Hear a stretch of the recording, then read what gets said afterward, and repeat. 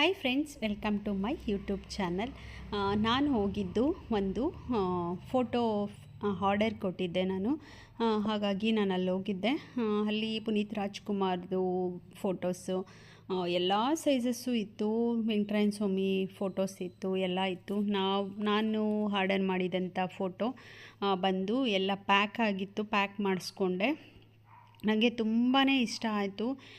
ನಂಗೆ ಅದನ್ನು ಪುನಃ ಪ್ಯಾಕ್ ಮಾಡಿಸ್ಕೊಂಡು ಮಾರ್ಕೆಟ್ಗೆ ಹೋಗಿ ಹೂ ಎಲ್ಲ ತೊಗೊಂಡು ಅಲ್ಲಿಂದ ನಾನು ರಾಯರ ದೇವಸ್ಥಾನಕ್ಕೆ ಹೋದೆ. ನೋಡಿ, ಇದೇ ಫೋಟೋ. ನನಗಂತೂ ತುಂಬ ಖುಷಿ ಆಯಿತು. ನಾನು ರಾಯರನ್ನ ಪೂಜೆ ಮಾಡ್ತಾಯಿದ್ದೆ. ಫೋಟೋ ಎಲ್ಲ ಒಂದು ಸ್ವಲ್ಪ ಹಳೆ ಥರ ಆಗಿತ್ತು. ಹಾಗಾಗಿ ಒಂದು ಹೊಸ ಫೋಟೋ ಹಾಕಿಸಿ ಒರೆಸ್ತಾ ಇದ್ದರೆ ಗ್ಲಾಸ್ ಎಲ್ಲ ಹೋಗುತ್ತೆ ಅಂತ ಅಂದ್ಬಿಟ್ಟು ನನ್ನ ಹತ್ರ ಇದ್ದಿದ್ದು ಮ್ಯಾಟ್ ಫಿನಿಶಿಂಗು ಗ್ಲಾಸ್ದು ಬೇಕು ಅಂತ ಹೇಳಿ ನಾನು ಮಾಡಿಸ್ಕೊಂಡೆ. ನನಗಂತೂ ತುಂಬ ಖುಷಿ ಆಯಿತು. ದೇವಸ್ಥಾನಕ್ಕೆ ತೊಗೊಂಡೋಗಿ ಅಲ್ಲಿ ಪೂಜೆ ಮಾಡಿಸ್ಕೊಂಡು ಅಲ್ಲಿ ನೀಟಾಗಿ ಪೂಜೆ ಮಾಡಿಕೊಟ್ರು. ತುಂಬ ಚೆನ್ನಾಗಿ ಪೂಜೆ ಮಾಡಿಕೊಟ್ರು. ರಾಯರನ್ನ ತೋರಿಸಲೇ ಇಲ್ಲ ನಾನು ದೇವಸ್ಥಾನದಲ್ಲಿ. ನನಗೆ ವಿಡಿಯೋ ಮಾಡೋಕ್ಕೆ ಆಗ್ತಾ ಇರಲಿಲ್ಲ, ಅಲ್ಲಿ ಪೂಜೆ ಮಾಡ್ತಾಯಿದ್ರಲ್ಲ. ಹಾಗಾಗಿ ಅಲ್ಲೇ ನೋಡ್ತಾನೆ ನಿಂತ್ಕೊಂಡ್ಬಿಟ್ಟೆ ನಾನು ಇಷ್ಟು ವಿಡಿಯೋ ಮಾಡಿಕೊಂಡೆ. ಬಂದು ಅದನ್ನು ಮೊಳೆ ಹಾಕಿಸಿ, ಅದು ಲೈಟ್ ಇತ್ತು, LED ಲೈಟ್ ಇದೆ ಒಳಗಡೆ. ಆನ್ ಮಾಡಿದ್ರೆ ಈ ಥರ ಬರುತ್ತೆ, ಆಫ್ ಮಾಡಿದ್ರೆ ಬೇರೆ ಥರ ಮಾಮೂಲಿ ಬರೀ ಫೋಟೋ ಇರುತ್ತೆ.